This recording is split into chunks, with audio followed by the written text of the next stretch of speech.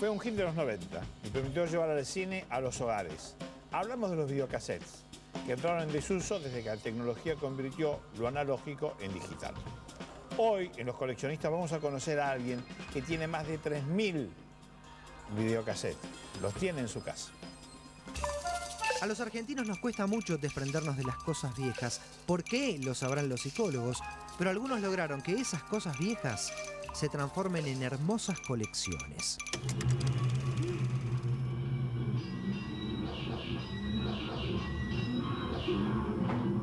Durante muchísimos años fueron los reyes indiscutidos del entretenimiento en el hogar, puertas adentro de la casa. Después la tecnología cambió y las películas en VHS, en la mayoría de los casos, fueron a parar a la basura. Sin embargo, para algunos son objeto del deseo. Acá en Villa Crespo está uno de los mayores coleccionistas de películas en VHS del país. Hola, vos sos Cristian. Sí, yo soy Cristian. El famoso raro VHS de las redes sociales. ¿Tenés mucho acá arriba? Tengo bastante acá. ¿Un templo? Sí, algo así. ¿Podemos verlo? Dale, pasa. Es como entrar a un videoclub. Sí, generalmente cuando viene la gente me dice, que esto que es una casa, un videoclub, ¿qué onda? ¿Y cuántos hay? Acá debo tener un poco más de 1000 y donde vivía yo, digamos, en la casa de mi mamá, hay otras 1000 y pico, yo calculo que unas 3000 aproximadamente. ¿Y por qué empezaste a coleccionar VHS? Obviamente el cine siempre fue como una constante en mi vida, siempre fui cinéfilo y me empecé a dar cuenta que muchas películas nunca se volvieron a reeditar en DVD, por ejemplo, o películas que son súper raras. Esto, por ejemplo, es la película La Búsqueda, una película de Sanso que actúa Emilio Dizzi, Rani. Rani. Luciana Brando, Emilio Dizzi. Generalmente a veces los escriben mal los nombres. ¿Para qué? ¿Es la misma película? Claro, estas dos ediciones son nacionales. Sí. Esta es la película La Búsqueda de Carlos de Sanso. ¿Y esta es la edición de qué país? Esta es la danesa. Dinamarca. De Dinamarca. O sea, La Búsqueda se editó como La Justicia de Sally en España. ¿Y esto? Y esto es de Noruega. Todo es la misma película. Todo es la misma película. Muy formal, pero a mí me gusta.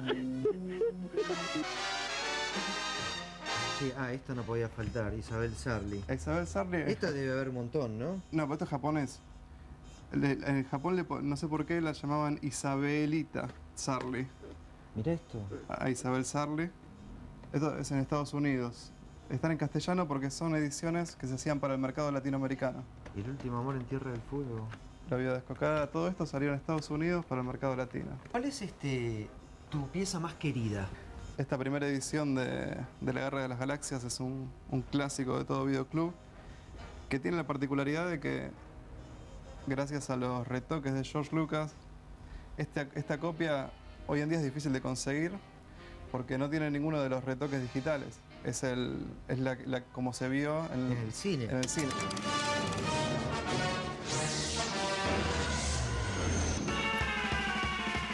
Esta película es una de las que más quiero por lo difícil de conseguir y por lo rara que es. ¿Qué es esto? Esto se llama La Casa de las 7 Tumbas. Es una película argentina con gran elenco, digamos. Y una vez la pude proyectar y invité al guionista que estuvo presente y estuvo muy emocionado porque es una película que generalmente no se vuelve a ver o no se... Y me agradeció muchísimo por haberla pasado. Es innegable que el DVD o el Blu-ray tienen otro tipo de definición, pero me parece que es una experiencia totalmente distinta verla en VHS, una experiencia tal vez nostálgica.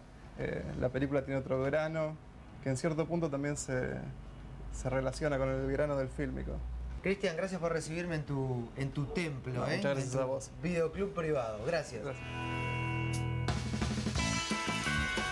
Si vos también tenés una colección que vale la pena, mándame algunas fotos por Twitter a @Bimayer, que está acá, y si está buena, la vamos a filmar.